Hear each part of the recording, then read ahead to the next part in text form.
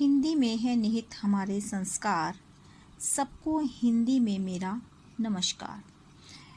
तो स्वागत है छात्रों आपका आज की हिंदी कक्षा में, जिसमें आज हम लेखन कौशल के अंतर्गत नारा लेखन अर्थात स्लोगन राइटिंग का अध्ययन करेंगे।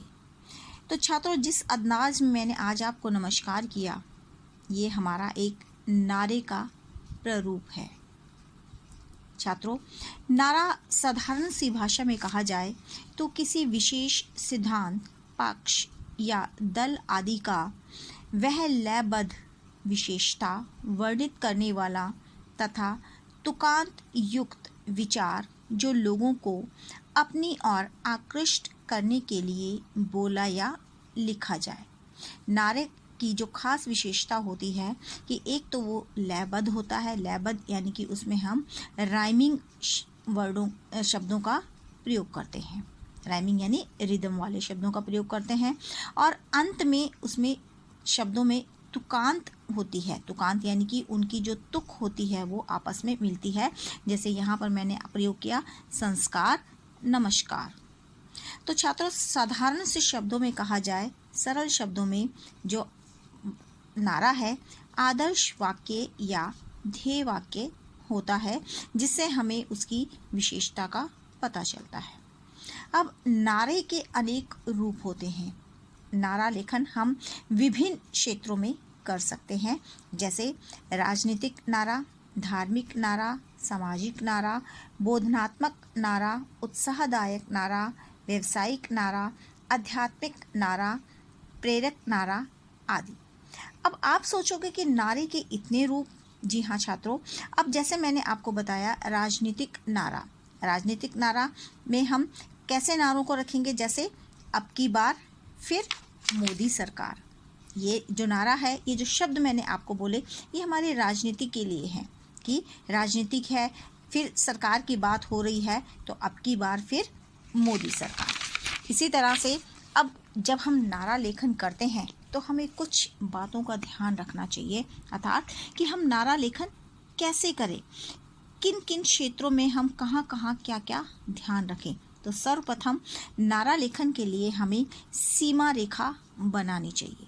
हमें ध्यान रखना चाहिए कि हम नारा जो लेखन कर रहे हैं उसमें हम कितनी जगह का प्रयोग करेंगे। हमारा नारा 2 लाइनों का है, 2 पंक्तियों का है या 4 पंक्तियों का है। हमें उसी के अनुसार अपने स्थान का चुनाव करना चाहिए। विषय से संबंध, अब नारा लिखते समय हमें विषय का भी ध्यान रखना चाहिए कि हम नारा किस विषय पर लिख रहे हैं। पर्यावरण से संबंधित है, नारी से संबंधित है, शिक्षा से संबंधित है या हमारे किसी और विषय से संबंधित है। जिस विषय से अनुसार हम नारा का लेखन करेंगे, हमें उसी के साथ जुड़े रहना है, उससे अलग नहीं जाना। सटीक विशेषता का वर्णन, नारा लेखन करते समय हमें उसी की विशेषता का भी ध्यान रखना। सटीक यानी कि टू द पॉइंट। नारा इतने शब्दों में हम उसका वर्णन करें कि सामने वाले को वो आसानी से समझ आ सके। अब मौलिकता, मौलिकता यानी स्वयं की रचना। हमें नारा लिखते समय अपने शब्दों का ही प्रयोग करना है। किसी दूसरे की रचना को उठाकर हमें नारे में नहीं लिखना। हमें खुद के शब्दों का ही समायोजन करके अपने नारे को प्रभावशाली बनाना है। आकर्षण, अब अपने नारे को बनाते समय हमने उसमें आकर्षण भी पैदा करना है। और आकर्षण के लिए हम विभिन्न प्रकार की वस्तुओं का प्रयोग कर सकते हैं, जिसमें हम रंगों का समायोजन कर सकते हैं, चित्र बना सकते हैं।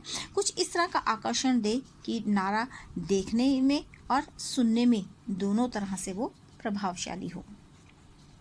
लय तथा तुकांत शब्दों का प्रयोग, अब नारे में लय यानी रिदम का भी ध्यान रखना है और शब्द के अंत में, नारे के अंत में जिन शब्दों का प्रयोग करें उनकी तुकबंदी भी मिलनी चाहिए, जैसे बानी, पानी। इसी तरह के हमें शब्दों का ध्यान रखना है।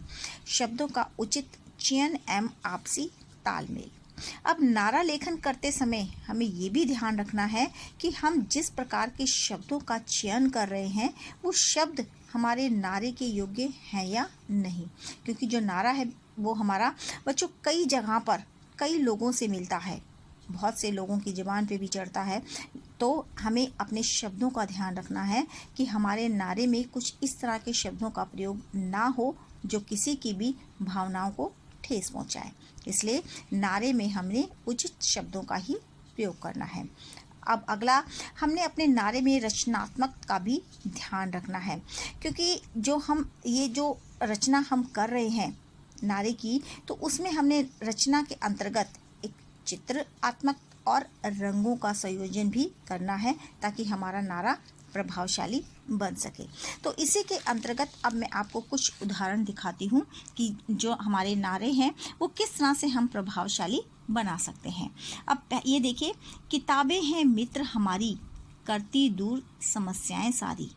अब किताबें यानी पुस्तकें सच में हमारी मित्र होती हैं। जिस तरह से एक मित्र हमें मुसीबत के समय समस्याओं में हमें बचाता है, उनका हमें हल देता है, इसी तरह से किताबें भी हमें कदम कदम पे हमारा मार्गदर्शन करती हैं और हमें सभी समस्याओं से दूर करती हैं। तो मैंने इनको शब्दों को रंगीन शब्द बना दिया है जो देखने में भी आकर्षक लग रहे हैं। एक मैंने यहाँ एक छोटा सा चित्र बना के इन दो पंक्तियों को उसके बीच में लिखा है ताकि वो थोड़ा सा आकर्षक बन जाए। आगे देखिए, घर में रहो बाहर कोरोना है, साथ मिलकर रहेंगे किसी को नहीं खोना है। अब आजकल की जो स्थिति चल रही है उसी स्थिति को देखते हुए मैंने ये दो पंक्तियाँ लिखी। इसके आगे मैंने एक हंसता हुआ सा चेहरा बना दिया जो हमें खुशहाली का प्रतीक बता रहा है कि अगर हम इस तरह के शब्दों का प्रयोग करके अपने नारे को प्रभावशाली बना सकते हैं तो हम इनका प्रयोग हमें अपने नारे में करना है। अब अगला देखिए, अब ये मैंने नारा लिखा, अंधकार ही प्रकाश का जन्मदाता है, हमको संभालने वाला केवल विधाता है, घबराने की आवश्यकता नहीं, कुछ दिन की दूरी ही एकमात्र सहारा है।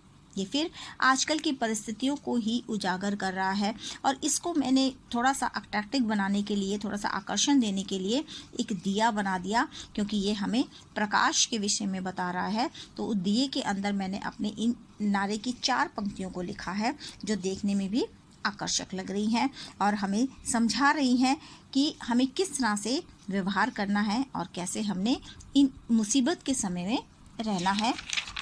आगे देखिए छात्रों, अशिक्षित को शिक्षा दो, अज्ञानी को ज्ञान, शिक्षा से ही बन सकता है मेरा भारत महान, हाथ धो बारंबारी तभी दूर होगी कोरोना महामारी।